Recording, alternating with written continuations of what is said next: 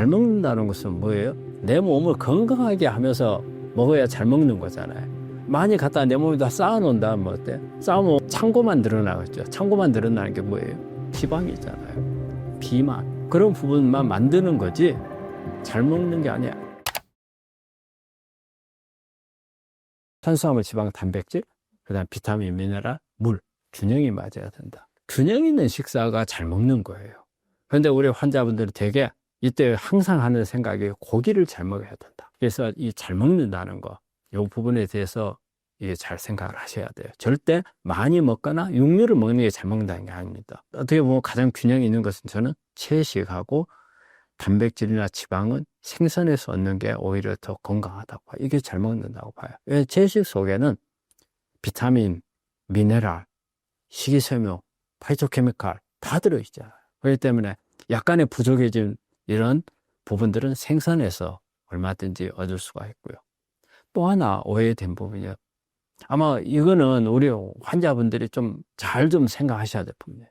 항산화제는 많이 먹을수록 좋다. 우리가 암에 걸리면 주변에서 막 뭘 갖다 줘요. 이거 좋다, 저거 좋다, 막 몽땅 갖다 주는데 그 중에 제일 많은 게 항산화제예요. 그래서 저는 우리 환자들이 처음에 오면은 당신이 지금까지 먹고 있는 거 기능식품이고 뭐고 다 가져와 봐라. 그럼 뭐 모든 분들은 한 보따리 가지고 와요. 그럼 하나씩 내놓고 여기서 먹어도 될까? 이거 먹으면 안 될까? 구분을 해줘요. 근데 이분들이 가지고 온 거 보면 거의 대부분 항산화제가 많아요.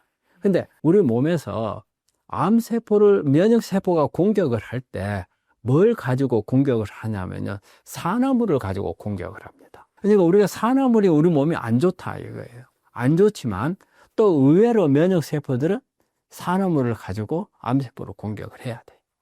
그럼 산화물이 있어야 돼. 근데 항산화제가 너무 많이 들어오면 면역세포 공격에 산화물이 없어요. 그러니까 항산화제를 너무 많이 먹는 것은 바람직하지 않아요. 어느 정도 적당히 먹어야 돼. 안 먹는 것도 아니죠. 좀 먹어야 되죠. 그렇지만은 너무 많이 먹는 거, 이거는 오히려 면역을 떨쳐버릴 수 있어요. 그래서 더 안 좋을 수가 있고. 또 하나 있어요. 식이섬유 많이 먹어야 한다고 돼 있죠. 식이섬유를 많이 먹어야 되는 건 맞아요. 근데 식이섬유를 또 너무 많이 먹으면 어떻게 되는지 아세요? 소화가 안 돼요. 소화불량이 일어나요. 한계가 있거든요. 소화시키는 거.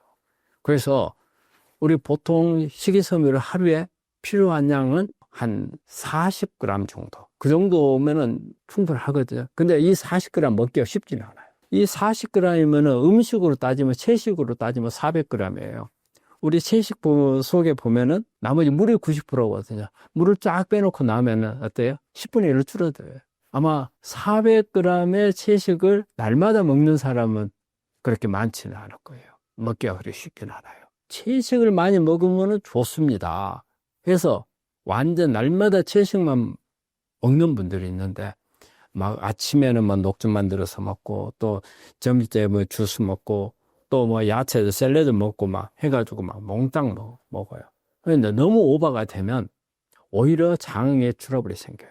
그래서 그것도 그렇게 너무 좋지 않다는 거죠. 이런 부분들이 우리가 환자분들이 조금 관심을 갖고 또 잘못 개념을 가지고 있는 분들이거든요. 이걸 좀 조절하셔야 됩니다. 운동은 우리 암 환자분들한테 권장하는 가장 중요한 부분이거든요. 또 우리 암 환자들이 암 걸리기 전에 운동을 안 하는 분들은 내가 운동을 안 해서 이 암에 걸린 거 아닌가, 이 생각 때문에 막 운동을 너무 또 과하게 해요. 암을 걸리지 않기 위한 예방법으로서도 운동은 중요하죠. 그때 운동을 하게 되면 근육이 강화가 돼요. 근육이 강화가 되면 면역이 올라가요. 그래서 운동 자체가 면역을 올리는 효과, 그 근육이 강화돼서 면역이 올라가기도 하지만 운동을 하면 우리 몸에서 열이 나잖아요. 이 열 자체가 면역을 높이는 효과예요. 그래서 이제 이런 부분 때문에 암을 예방하는 기능이 있고, 이제 되게 이제 우리 암에 걸리고 수술을 하는 방사선 받으면 근육이 쪽 빠져버려요. 그러면 우리가 운동을 해야만이 근육이 올릴 수가 있어요. 그래서 근육을 올리면 일단은 뭐예요? 근육하고 우리 암세포하고 먹이 갖고 싸워요. 우리가 밥을 먹는데 가장 많이 가져가는 것은 근육이에요. 그 다음에 암세포예요. 그렇지만 속도는, 빠르기는 암이 빨라요. 암이 먼저 가져가요. 그 다음에 근육은 나중에 가져가요. 그래서 내가 밥을 하루 한 끼 먹었다. 한 끼 먹었는데 암세포는 계속 끊임없이 가져가고 내 근육은 어느 정도 가져가다가 멈추지요. 그러면은 이 100이란 것을 먹었는데 100이란 걸 먹었어. 근데 암세포가 30을 가져갔어. 근데 근육이 그럼 70을 가져가야 하잖아요. 근데 근육이 약해. 60밖에 못 가져갔어. 그러면 10을 더 70까지 가져가야 되는데 10을 못 가져갔잖아요. 이건 누가 가져가요? 암세포가 가져가는 거죠. 그러니까 내 근육이 약하면 암세포를 키우는 그런 역할을 할 수도 있어요. 그래서 암 성장에 도와주기도 하고 근육이 약함으로써 내 거 면역이 떨어지는 이런 부분 때문에 우리가 운동을 해야 된다는 거죠. 그래서 이 환자들 운동은요, 무조건 어디 나가서 운동하는 거 이거 중요하지만은 움직일 수 있는 내 범위에서 우리 환자분들이 나 수술해가지고 배가 아프고 뭐 아파 죽겠는데 무슨 운동이야? 그럼 침대에서 해야 돼. 그 자리에서 움직이는 거. 다리라도 까딱까딱 해봐. 그리고 이제 나와서 뭐 휠체어 잡고 해야 된다. 그럼 그것도 왔다 갔다 하는 게 좋아요. 그럼 몇 발 걸을 수 있다. 그럼 그것도 걸어요. 그러니까 그 환자가 환경에서 할 수 있는 한 운동을 해야 한다는 거죠. 그러니까 우리 환자분들 핑계를 대면 나 이래서 운동을 못하고 저래서 운동을 못하고 이거는 핑계예요. 하지 않으면 안 돼. 아니 내가 암하고 싸워야 되는데 암보다 더 중요한 게 어디가 있어요. 그래서 운동은 암하고는 필연적으로 암을 극복하기 위해서는 해야 되는 거고 그만큼 중요합니다. 만성 피로가 오는 거하고 이게 면역하고 그 다음에 암 요 세 가지가 관계는 하나로 가야 돼. 특히 이제 만성 피로가 중요한 거는 되게 우리가 암을 예측할 때도 내가 혹시 암인지 모르겠다 할 때도 많이 피로들을 느꼈을 때 혹시 이제 그런 부분들을 생각할 수가 있는데 되게 이제 우리가 만성 피로가 오래 지속되는 경우는 되게 스트레스가 많은 경우가 많아요. 스트레스가 많게 되면 우리가 우리 몸 안에 있는 각성 호르몬, 특히 이제 코티솔이라는 이 호르몬이 소모가 엄청 되는 거예요. 이 호르몬 어디서 만드냐면 부신에서 만들어요. 막 부신이 죽을 동안 살 때 일을 해야 돼요. 근데 이제 어느 정도 버티다가 이게 이제 한계점에 다다르면은 나 이제 포기, 나 이제 더 이상 못 만들어. 그 여러분들이 이때를 뭐라고 하냐 아실 거예요. 번아웃. 아마 번아웃 들어보셨을 거예요. 우리가 직장인들 특히 이 일에 찌달리다 보면은 아침에 일어나면 정신이 안 들어요. 그래서 세수하고 밥 먹고 직장에 가서 커피 한 잔 마시고 그러고 나면 그때서 이제 정신이 드는 사람들 이거 번아웃 온 거예요. 이런 생활이 오랫동안 되면 이게 만성 피로가 되죠. 이 피로는 한마디로 부신 기능 부전으로 가요. 번아웃 상태. 그리 되면 이게 무슨 영향을 주냐면 갑상선 기능을 떨쳐요. 갑상선 기능이 떨어지면 이 갑상선 기능이 우리 면역 세포에 에너지를 많이 만들어서 잘 싸울 수 있도록 신호를 주는 게 갑상선이에요. 이게 갑상선 기능이 떨어지면 우리 정상세포, 면역세포 정상세포잖아요. 정상세포가 에너지를 충분히 만들 수 있는 신호를 안 줘버려요. 안 주니까 내 몸 정상세포 에너지를 못 만드니까 내가 힘이 없어요. 비실비실 하잖아요. 면역세포도 비실비실해요. 근데 암세포는 그거하고 관계없이 갑상선 기능 영향 안 받아요. 지 혼자 커요. 그러니까 암세포는 열심히 혼자 잘 크는데 암세포를 잡아야 할 내 면역세포는 기능을 못하게 돼버리는 거죠. 그러니까 만성 피로가 됐을 경우에 우리가 암이 있을 수 있다는 것을 그래서 암 징후 중에 하나잖아요. 그래서 만성 피로. 그 다음에 되게 이런 상태가 되면은 면역이 떨어져요. 방금도 이야기했잖아요. 갑상선 기능이 떨어지면 면역세포들이 기능을 못해요. 우리 전쟁을 치료를 하는데 전쟁 치료인데 싸우는 것만 있어요? 쉬면서 밥 먹어야 하잖아요. 밥을 안 주면 그 다음날 못 싸우잖아요. 똑같아요. 그런 현상이 오는 거니까. 그러니까 우리가 만성 피로라든지 면역 저하라든지 암하고 관계는 아주 밀접한 그리고 뗄 수 없는 관계죠. 우리가 수면하고 암하고 이렇게 관계를 보면 아주 비례를 해요. 수면의 효과, 그걸 한번 보면은 우리가 눈을 감으면 우리 머리에서는 멜라토닌이라는 호르몬이 나와요. 이 멜라토닌 호르몬은 잠을 잘 수 있는 환경을 만들어주는 거예요. 이제 쉴 때가 됐다. 그래서 모든 것을 막 활동적으로 하는 부분을 다 줄여주고 편안하게 잠이 들도록 만들어주는 역할을 하는 게 이 멜라토닌이거든요. 근데 멜라토닌이 대개 나오는 것은 대개 밤 12시 넘어서 나와요. 근데 내가 12시 넘어서 앉아버리면 어때요? 멜라토닌 안 나오죠. 그런데 이 멜라토닌이 잠을 자게만 해주는 효과가 있는 게 아니고 이게 항암작용을 가지고 있어요. 그래서 이 멜라토닌이 꾸준히 잘 나오는 게 내 몸 안에서 성장할 수 있는 암세포를 없애줄 수 있는 그런 기능을 하는 거예요. 근데 잠 습관이 나쁘거나 잠을 잘 못 자거나 또 자다가 수시로 깬다거나 이렇게 되면 그 멜라토닌 효과를 못 보는 거예요. 그래서 암 예방을 할 수 있는 그런 부분이 방해가 될 수가 있고, 또 하나의 효과는 잠을 자면은 자율신경 호르몬, 그래서 교감신경하고 부교감신경이 있어요. 근데 우리가 낮에는 우리가 각성 상태잖아요.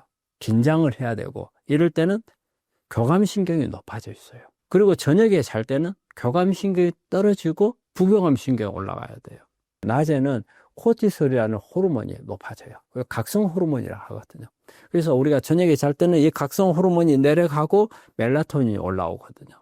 근데 이 각성 호르몬은 교감신경을 항진시켜서 긴장 상태로 가요. 그러니까 우리가 잠을 자는데도 낮에 받은 스트레스, 이 각성 상태가 줄어들어야 돼. 바닥으로 가줘야 돼. 근데 수면이 교란이 되면 안 가요. 안 떨어져. 근데 이런 분들이 있잖아요. 잘 때 비몽사몽, 자도 잔 것 같지를 안 하고, 이런 상태에 있는 분들은 이런 각성 호르몬이 안 떨어지기 때문에 그래요. 그러면 교감신경 상태가 항진이 돼 있어요. 근데 우리가 교감신경하고 부교감신경은 면역에서 보면은 교감신경은 면역 억제예요. 면역이 떨어지는 거고, 부교감신경은 면역이 항진이에요. 우리가 부교감신경을 항진시켜서 면역을 높여야 하잖아요. 그런데 수면이 교란이 되면 교감신경이 안 떨어지니까 부교감신경이 올라오지를 못해요. 그래서 결과적으로는 면역이 떨어지기 때문에 만약에 어디에선가 암세포가 자라고 있다면 내 면역세포가 가서 공격을 해야 될 텐데 내 면역이 약하기 때문에 공격력이 떨어지니까 상대적으로 암을 크게 만드는 요인이 되죠. 이제 보시면 우리가 수면이 암하고 엄청 관계가 많죠. 그래서 잠을 자려는 것도 건강 방법 중에 큰 방법 중에 하나예요. 그래서 여러분들이 잠을 잘 못 잔다 하면은 이게 잠을 못 자니까 낮에 조금 나 힘들 거야, 이 정도로 치부하시면 안 돼요. 그래서 방법을 찾아야 돼요. 그래서 수면을 관리하기 위한 방법들이 여러 가지가 있어요. 이 수면 관리를 하는 거 본인이 지킬 수 있는 방법들이 있어요. 근데 본인이 그런 방법들을 다 써도 안 된다. 그러면 여러 가지 또 보조적으로 기능식품들도 나와 있고요. 또 약도 있고요.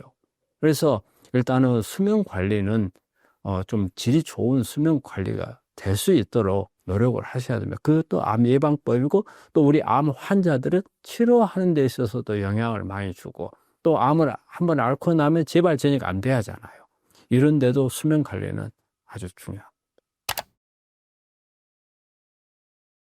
암이 무서운 이유는 빨리 발견이 안 되기 때문에 무서운 거잖아요. 암은 증상이 없다는 거죠. 일단 증상이 나오면 되게 이제 어느 정도 진행해버린 경우가 많잖아요. 그래서 이제 그거는 이미 진행해버린 거니까 우리가 알 필요가 없는 거고. 그러면 이제 증상이 없을 때 혹시 암이 있을지 모르겠다 하는 징후, 이걸 봐야 되는데 문제는 이게 제 1번이 징후 없다는 게 1번입니다. 징후가 없어요. 자, 1번이 징후가 아예 없고 2번은 뭐예요? 체중 감소. 암세포는 엄청나게 에너지를 많이 쓰거든요. 그렇기 때문에 내가 먹는 것만 가지고 나눠서 먹기로는 지는 부족해요.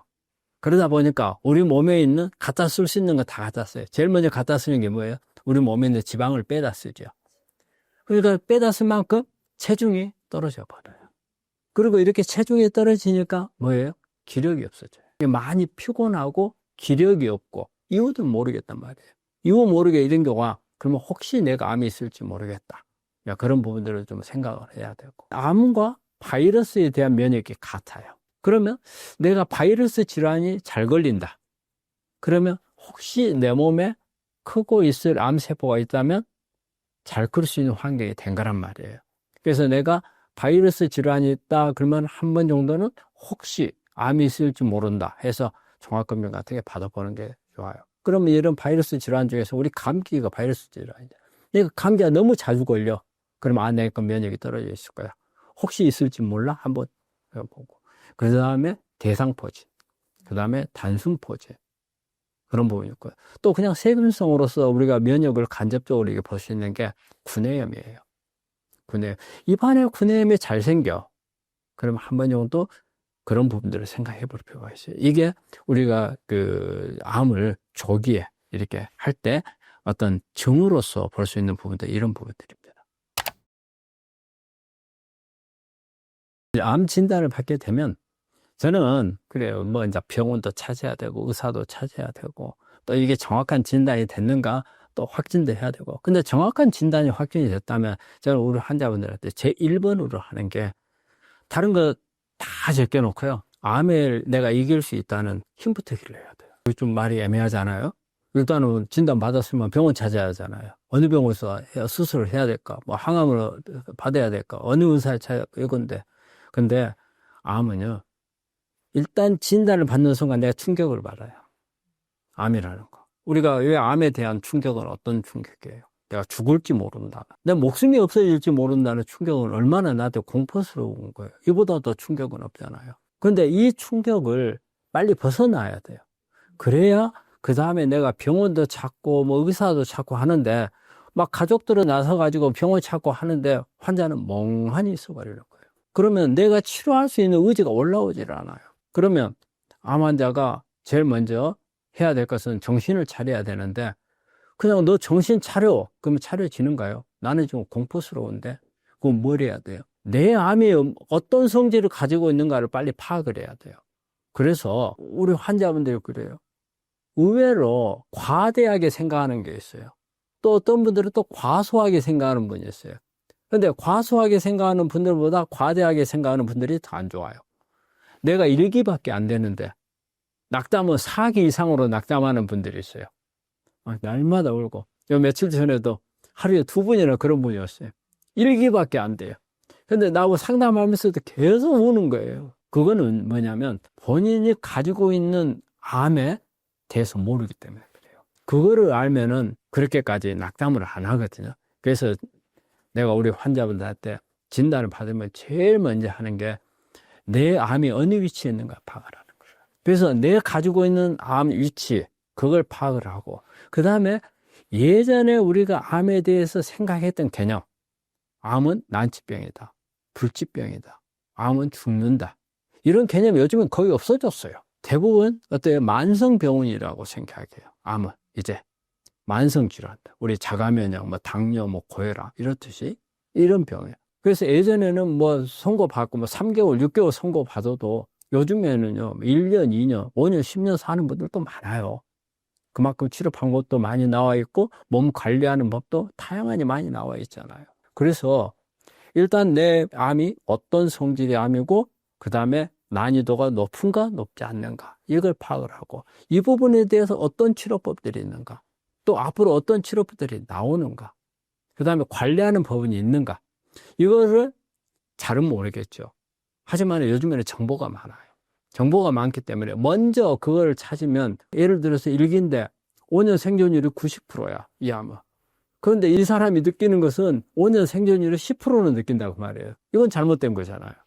내가 90%라는 것은 느끼게끔 알아야잖아요. 그거 모릅니까? 그러는 거. 그걸 알아야 된다. 그래서 저는 제일 중요한 게 아는 게 중요하다. 암에 대해서, 자기 암에 대해서. 그게 저는 1번이라고 생각을 합니다. 우리 암 환자분들이 제가 항상 이게 우리 환자들하고 접하면서 이렇게 모를까 하는 부분이 몇 가지가 있어요. 근데 아주 큰 실수가 되는 부분이 하나 있어요. 이건 어떻게 보면은 자기 몸을 망칠 수도 있는 실수가 뭐냐면요. 우리 환자들이 완치하고 관해하고 구분을 못해요. 완치하고 관해하고는 달라요. 우리가 완치라는 것은 완전히 나은 거예요. 암세포가 몸 안에 하나도 없는 거예요. 다 사라진 거예요. 근데 관해라고 하는 것은 보이질 않는다는 거예요. 보이질 않는다는 게 검사상에 안 나온다고 말이에요. 우리가 사진을 찍은데 덩어리가 안 보여요. 안 보이는 게 암이 없다고 볼 수는 없는 거예요. 왜냐하면 아주 너무 적어서 눈에 안 보이고 현미경으로 봐도 잘 안 보이는 암세포들이 있을 수 있어요. 이거는 완치가 아니에요. 관해예요. 그런데 이게 이제 어떤 데 문제가 되느냐면요. 우리가 대학에서 수술, 항암, 박사 다 끝나고 나잖아요. 그러면 이제 대학에서 해준 게 아무것도 없어요.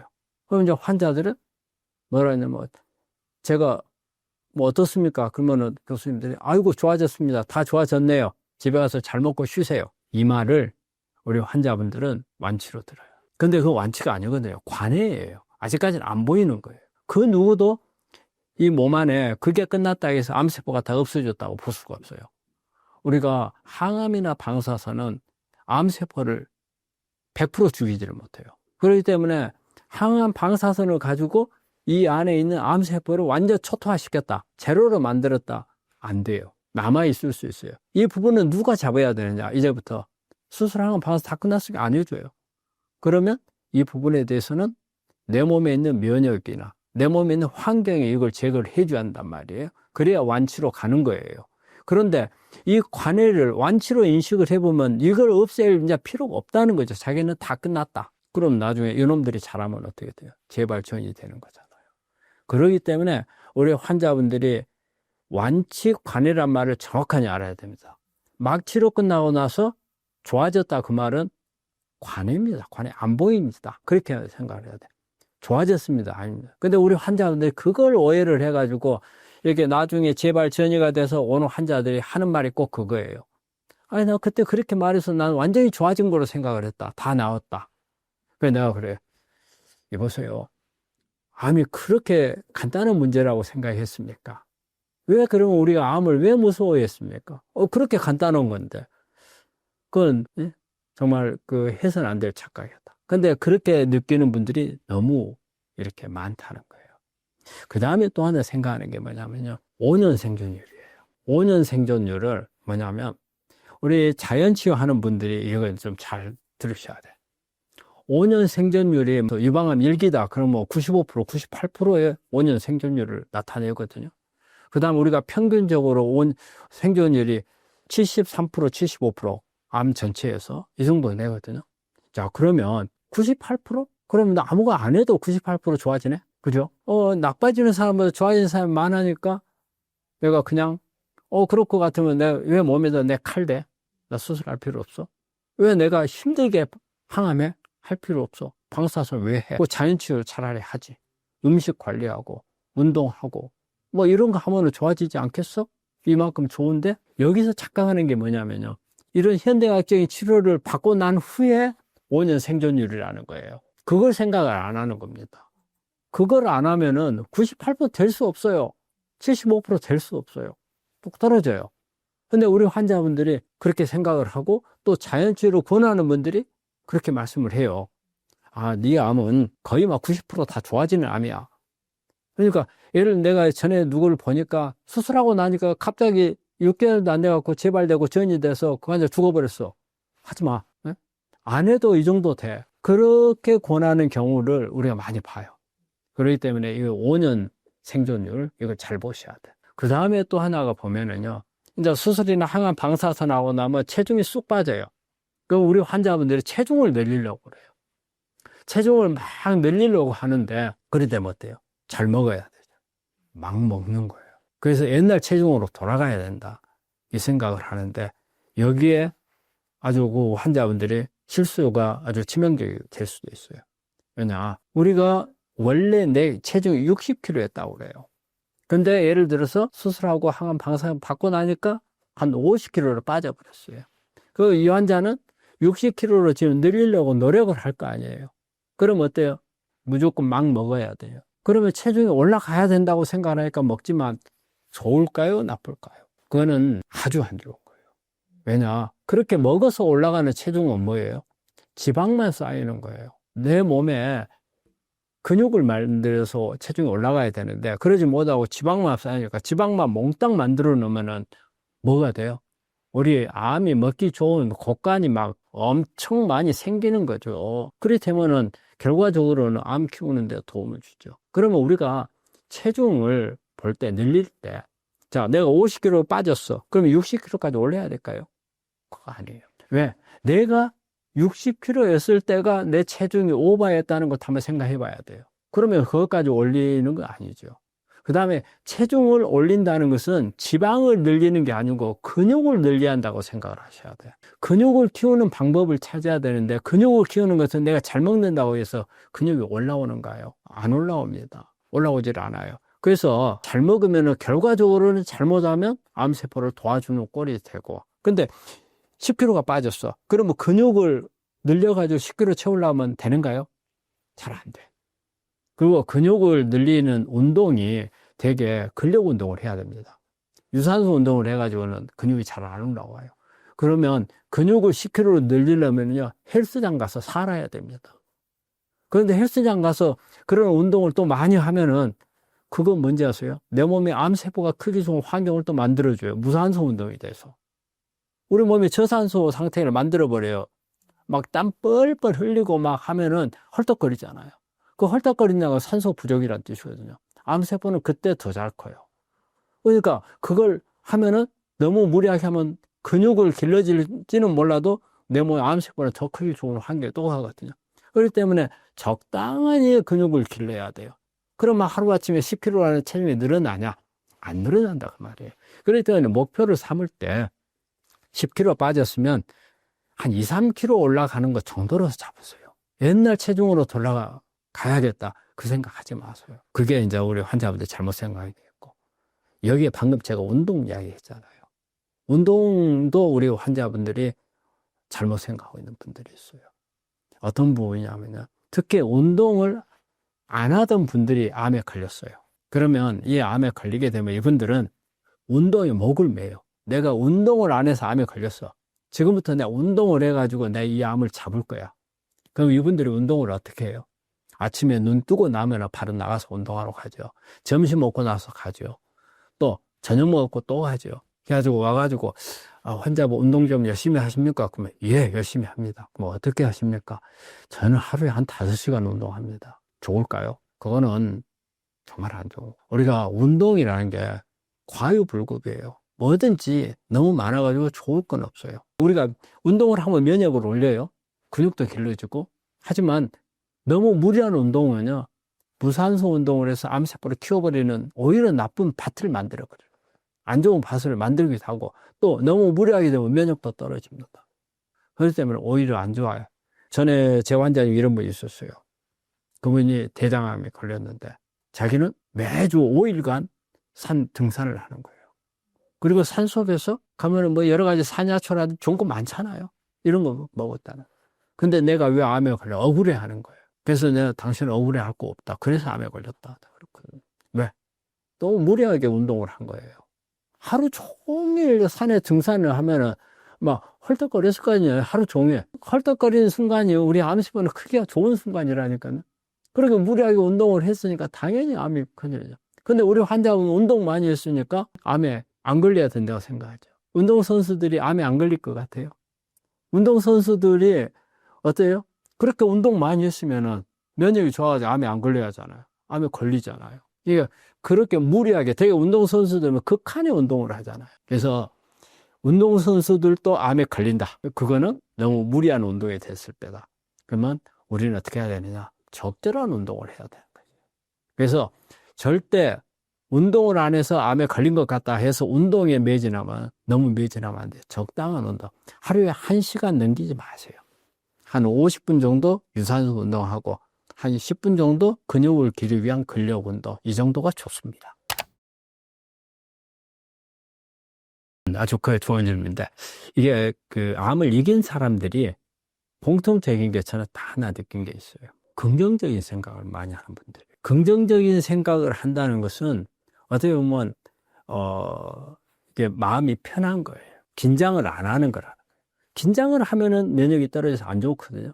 근데 내가 긍정적이게 자신감이 있어요. 이겨낼 수 있다는 생각. 이런 분들이 있어요. 내가 암 때문에 죽는다고 생각을 한 번도 해본 적이 없다는 사람들이 있어요. 그거는 그잖아요. 내가 겉으로 말은 그렇게 하지만 속으로는 불안감이 있을 수도 있잖아요. 그런 사람들을 말하는 게 아니에요. 어떻게 보면 진짜 나는 한 번도 그런 생각 해본 적이 없다고 느끼게끔 하는 분들이 있어요. 그런 분들은 1기건, 2기건, 3기건, 4기건 간에 저는 좋아진 사람들을 많이 봤어요.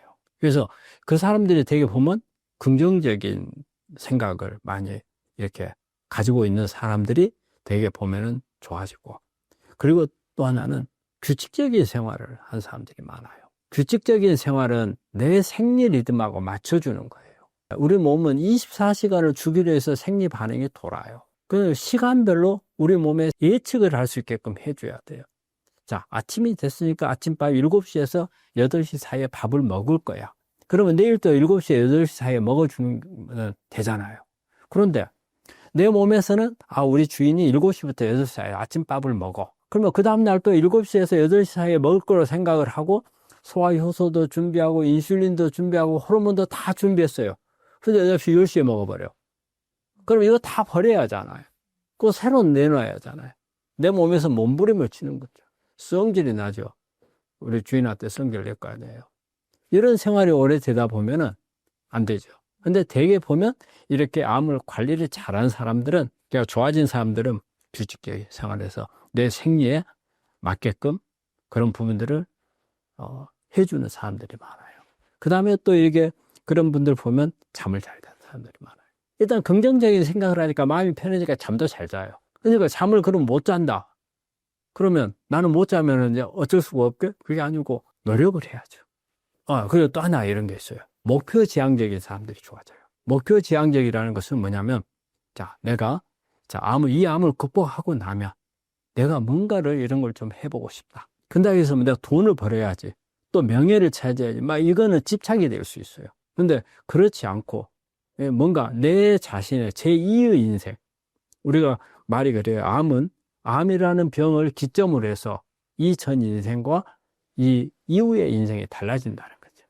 그러면 이 이후의 인생에서 내 몸을 어떻게 해서 이제, 지금까지는 내 몸이 없었어요. 앞에 인생은. 뭐가 있었느냐? 돈을 벌어야지. 나 승진해야지. 또 가족들을 위해서 먹여 살려야지. 이런 것들만 생각을 하고 내 자신이 없었던 거예요. 내 자신이 중요성이 없었던 거예요. 그런데 이제부터는 암을 앓고 나면 갑자기 뭐예요? 이게 내 몸이 없으면 아무것도 없어져 버리네. 내 몸이 건강하지 못하면 다 나빠져 버리네. 이런 걸 느낀 거예요. 그 다음에 미래도 없고 아무것도 없는 거잖아요. 근데 이걸 앓고 나서 이런 부분들을 다 느끼고 좋아지는 사람들은 이제 이게 달라져요. 그러면 앓을 때 뭔가, 내 인생에서 이제 다음 인생에서는, 이제 다음 생에는 암 이후에요. 제 이후 인생에서는 어떤 것을 할 건지 나름대로 계획을 세우고, 이러기 위해서는 내가 무슨 노력을 해야 될 건가, 이런 부분들 계획을 짜서 했던 분들이 오히려 더 좋아지는 것 같아요. 또 암을 걸리고 난 후에 이제 안 걸려요. 재발 전혀 안 돼야 하잖아요. 이럴 때 제가 우리 환자분들한테 몇 가지 이렇게 말씀드리고 싶은 것은, 1번에 일단은 소식이에요. 적게 먹어라 그 말이에요. 암도 대사성 질환이에요.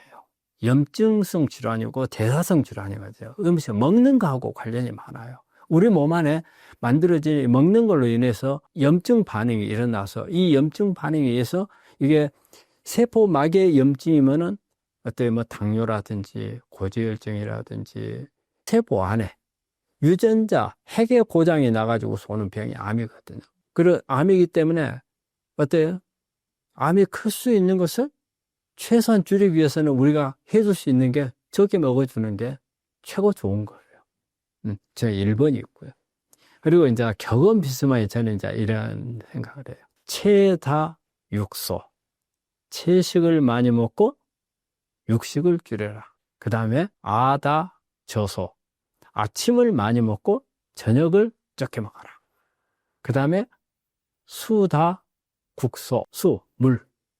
물을 많이 마시되 국을 적게 먹어라. 국을 많이 먹으면은요, 짜요. 국을 많이 먹으면 또 하나는 뭐냐면, 국을 먹으면 우리가 위에서 소화를 해야 될 건데, 위에서 소화할 때 위산이 하잖아요. 위산을 희석시켜버려요. 그러면 소화가 잘 안 되잖아요. 그 소화가 안 되는 음식이 밑에 내려가면 장을 엉망으로 만들죠. 그러면 장이 나빠져요. 그래서 장이 나빠지게 되면 결과적으로 면역이 떨어지고 암을 키울 수 있다. 그런 부분들이 되기 때문에. 그래서 우리가 그 세계적으로 이게 장수 마을에 사는 분들을 보면 국을 잘 안 먹는다는 거예요. 그래서 우리가 물은 많이 마셔야 되되, 이건 물을 마시는 것은 그냥 평소 때 아무것도 안 할 때 물을 마셔야 되는 거고, 밥을 먹거나 음식을 먹을 때 물은 아닌 거예요. 그런데 음식을 먹을 때 물이 국이잖아요.